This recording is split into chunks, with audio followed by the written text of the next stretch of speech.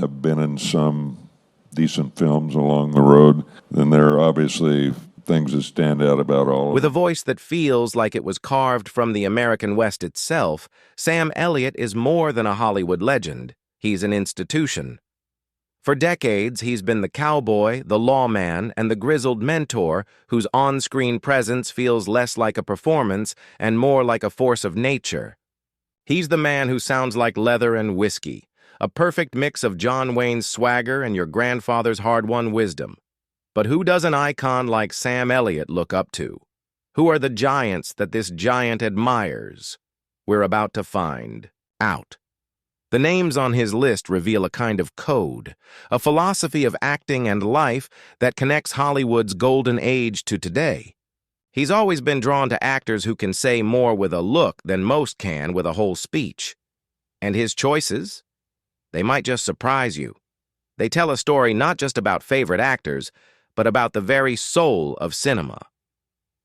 The first name on Sam Elliott's list is a titan of Hollywood's golden age, a man whose presence basically defined moral integrity, Gary Cooper.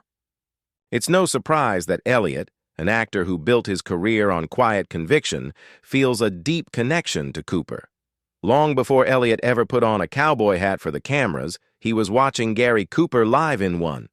For Elliott, Cooper wasn't just an actor, he was the benchmark for authenticity. Elliott has said that Cooper was the first actor to ever leave a real, lasting impression on him. Cooper, a two-time Oscar winner, was a master of saying more with less. He didn't need to shout to command a scene. He could do it with a simple, steady gaze. This is a quality that became a hallmark of Elliott's own work. He once summed it up perfectly. If I learned anything from Gary Cooper, it's that you don't have to say much if you mean everything. For Elliott, that wasn't just a compliment, it became a professional code. The one film that cemented this admiration was 1952's High Noon. Cooper plays Marshal Will Kane, a lone lawman abandoned by the very people he's sworn to protect. The film, which famously unfolds in real time, is a masterclass in tension, and Cooper's haunted, resolute performance is its anchor. Elliott saw the film as a boy and was floored by how Cooper let silence carry the story's weight. There was no melodrama, no wasted motion.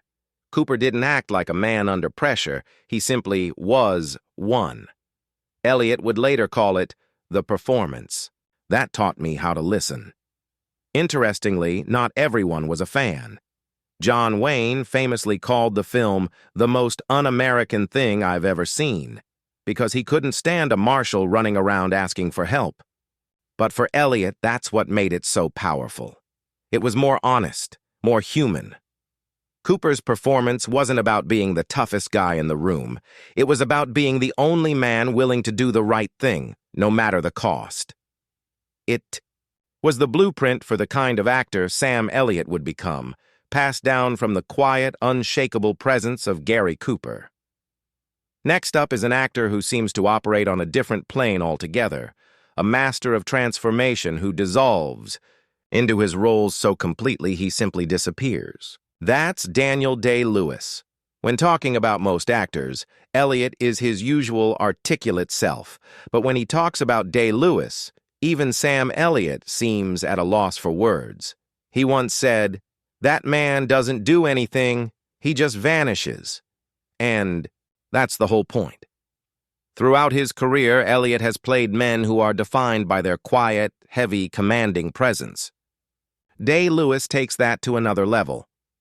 He goes beyond playing a role in it, Elliott continued. He vanishes. The first time Day-Lewis really caught his attention was in My Left Foot. It wasn't just the incredible performance that struck him. It was the complete lack of ego, the patience, and the total immersion. Then came films like The Last of the Mohicans. Elliott joked, "I bought into it without question, even though he was from London." For Elliott, truth on screen isn't about accuracy, it's about weight. And Day-Lewis brings the weight of a gathering storm to every role. Elliott has said that seeing Day-Lewis in There Will Be Blood was like watching a storm approach. unstoppable and terrifying. There's no ego, no safety net, just complete emotional surrender. In a business where attention is currency, Day-Lewis seems completely uninterested in spending it. Elliott respects that immensely because he doesn't care about charisma, he cares about conviction. And Daniel Day-Lewis, he said, doesn't just play roles, he leaves behind ghosts. You can't imagine the modern Western without Clint Eastwood, and for Sam Elliott, Eastwood represents the evolution of the genre's hero. He's the man who took the quiet confidence of Gary Cooper, stripped it down, and hardened it into the cool, cynical man with no name. Elliott has never been shy about his respect for Clint, seeing him as a benchmark for what it means to grow older in Hollywood without losing your edge. Where Cooper's characters were often driven by a duty to society, Eastwood's early heroes were outsiders, operating by their own code on the fringes. This is a space Elliott himself knows well. He saw in Eastwood a new kind of anti-hero, one who might be harsh on the outside but still had a rigid, personal sense of justice.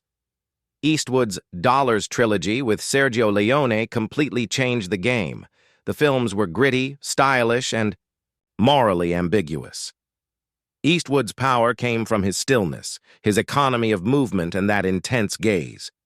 It's a minimalist approach Elliott himself has perfected, the belief that true presence is far more powerful than any line of dialogue. But Elliott's admiration goes beyond the acting. He deeply respects Eastwood's legendary second act as a director. The peak of that evolution, for many, is the 1992 masterpiece Unforgiven, where Eastwood directs and stars as a retired gunslinger forced to confront his violent past. The film is a profound deconstruction of the very myths Eastwood helped create, exposing the brutal reality of violence. For an actor like Elliott, who has always gravitated toward stories with moral weight, Eastwood's career is the ultimate example of artistic growth and integrity. Though they've never shared the screen, they represent a dying breed of movie star, men defined by their work, not their celebrity. In Clint Eastwood, Sam Elliott sees a kindred spirit. We've covered 3 of the legends who shaped Sam Elliott's craft, but there are still 3 more to go, including a fiery screen icon you might not expect and a playwright who was the poetic soul of the American West. But before we get to them, if you're enjoying this look into the icons of Hollywood, do us a favor and subscribe to our channel. And ring that notification bell. And let us know in the comments, which of Sam Elliott's picks has surprised you the most? We love hearing from you. Now, let's get back to the list. Most people would not expect this name on Sam Elliott's list, but that's exactly why it belongs here. Katharine Hepburn didn't ask for respect. She took it. Elliott, a man who has built a career on quiet strength, saw something rare and powerful in her, a woman who refused to bend, flatter, or soften herself to fit in anyone's box. She was sharper than any man in the room, he once remarked. Hepburn didn't just hold her own, she led. Whether she was acting alongside Spencer Tracy or Jimmy Stewart, she was never second fiddle. She was an equal force. That's the kind of power Elliott has always admired. He believes the best actors are the ones with no wasted movement and no wasted words, and Hepburn never wasted a single breath.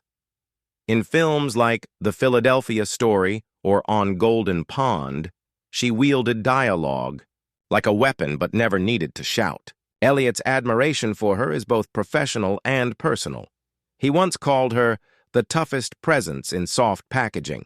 She showed Hollywood that strength doesn't need a 6-shooter or a masculine drawl. It can walk into a room wearing slacks, with its chin held high, and take over without a single apology. If you look past the mustache and the gravelly voice, Sam Elliott's entire career is built on a similar code. Show up, speak only when it matters, and let the work do the talking. Katharine Hepburn lived that code before anyone even knew what to call it. This next one wasn't just admiration from a distance. It was personal. Sam Elliott didn't just respect Sam Shepard, he felt him. He felt him in the words, in the silences, and in the space between the lines that most actors rush to fill. Shepard, a Pulitzer Prize-winning playwright and a gifted actor, was the poetic soul of the American West. Shepard's plays, like Buried Child and True West, were raw, lyrical, and unflinchingly honest, digging into the fractured American family and the myth of the cowboy. When he started acting, he brought that same poetic sensibility to the screen. He wasn't a traditionally trained actor. His power came from a deep, instinctual place.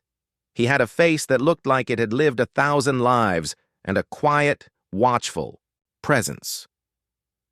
One of his most iconic roles was playing the legendary test pilot Chuck Yeager in The Right Stuff, which earned him an Oscar nomination.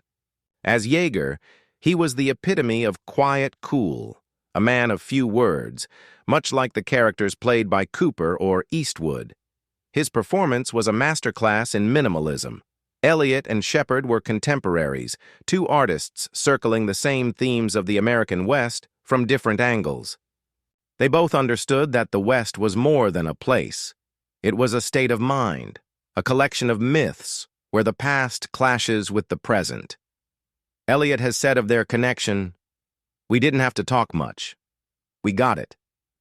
It wasn't about being best friends. It was a mutual recognition between two men wired the same way, suspicious of ego and devoted to the work. When Shepard passed away, Elliott didn't give a long tribute. He simply called him irreplaceable. The final actor on Sam Elliott's list is a man with whom he shares a very special connection, the one and only Jeff Bridges. When Sam says his name, he can't help but smile.